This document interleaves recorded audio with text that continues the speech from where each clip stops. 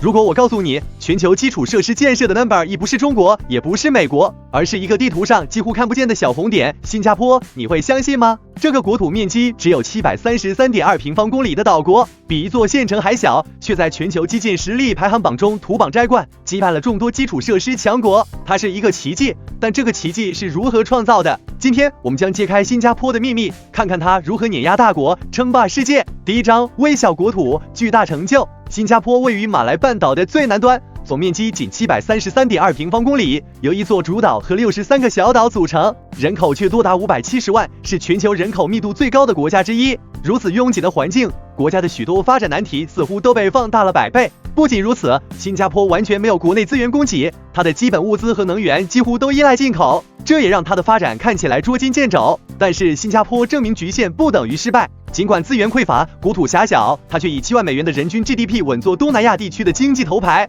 更令人惊叹的是，它能把国土的有限空间发挥到极限，用规划与智慧实现难以置信的基建成就。这是一个小国大智慧的真实写照。刚才我们讲了新加坡面临的限制，现在让我们切入它如何破解这些难题，把基础设施提升到了世界顶尖水平。第二章：世界第一的基建实力。根据权威机构的统计，全球基础设施建设排名榜单中，新加坡以整体基建水平位列榜首，它击败了包括美国、中国等基建超级强国，成为全球基建 No.1。你可能会疑惑，为什么是新加坡？一个金融中心和旅游天堂，怎么可能在基建领域具备如此强劲实力？数据显示，新加坡的基建雄厚并不是偶然，比如它的基建投资占 GDP 比例远高于世界平均水平，这意味着每一分钱都被用到了刀刃上。世界经济论坛的最新报告也指出，新加坡的基础设施规划和质量耸立世界之巅，现代化的运输网络、港口枢纽以及城市智慧化项目，早已将新加坡打造成一个面向未来的基建典范。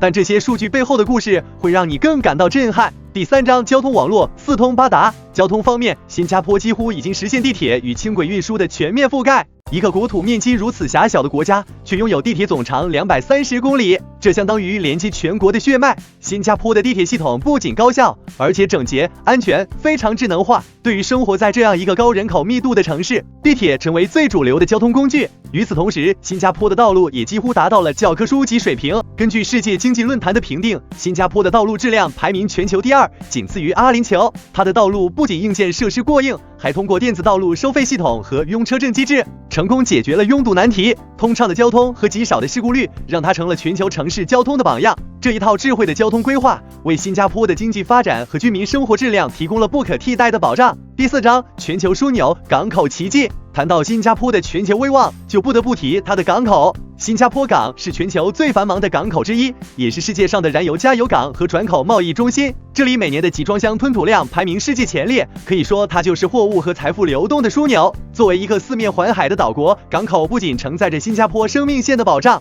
更成为了其国际竞争力的核心。如今，它的港口设施已经实现了高度自动化与数字化管理，智能化的货运网络让新加坡在运输时间和成本上保持领先，吸引了大量全球货运业务。新加坡港口的成功无疑是一个小国借势而为的典型例子，它精准定位自己是世界物流的重要节点，用高效和便利征服了国际市场。第五章：航空枢纽连接全球。新加坡不仅仅在海上称霸，它还在空中占据重要位置。全球最佳机场排行榜的常客樟宜国际机场就位于这个小红点之中。樟宜机场不仅是全球最繁忙的机场之一，它还以设计上的创新和服务上的卓越闻名。樟宜机场每年吸引超过9000万人次的客运量，是亚洲乃至全球的重要航空枢纽。这座机场甚至被称为航旅天堂，里面有室内森林瀑布、各类全球化餐厅和高效的转机服务。不仅如此，新加坡拥有全岛8座机场，这样的基础设施让它与全球连接的速度远远超过其他同等规模的国家。这一点再一次证明，新加坡的成功靠的不仅是资源和金钱，而是一种规划的智慧和效率的极致追求。第六章：智慧城市绿色未来。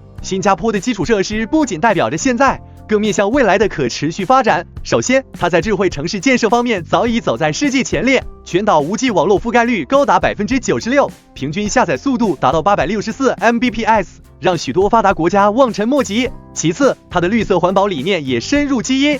新加坡的绿色建筑认证率超过88%，城市规划中到处可见生态与生活的融合。到2030年，新加坡计划安装6万个电动汽车充电点，甚至计划到2040年淘汰所有燃油车辆。这样的举措真正将城市塑造成一座现代化、可持续的智能生态体，智慧与环保并存，让新加坡的基建体系不仅服务于现在，更成了面向未来的样板。寸土寸金的新加坡在基础设施领域向世界证明了一件事：国家的强大不是靠资源，而是靠规划与创新。它将每一寸土地的价值发挥到极致，实现了从弹丸之国到世界级基建第一的转型。无论是地下纵横交错的地铁线路，还是天空延伸的组屋建筑，亦或是全球连接的港口和机场，所有的一切都展现了一种智慧，善于资源配置，精准预测未来需求，始终以效率与环保为核心。这种基建哲学也许不仅适合小国，而是对全球所有国家的启发。你觉得新加坡的成功能否被复制？在资源有限的情况下，还会有其他国家像它一样？欢迎在评论区告诉我们你的看法，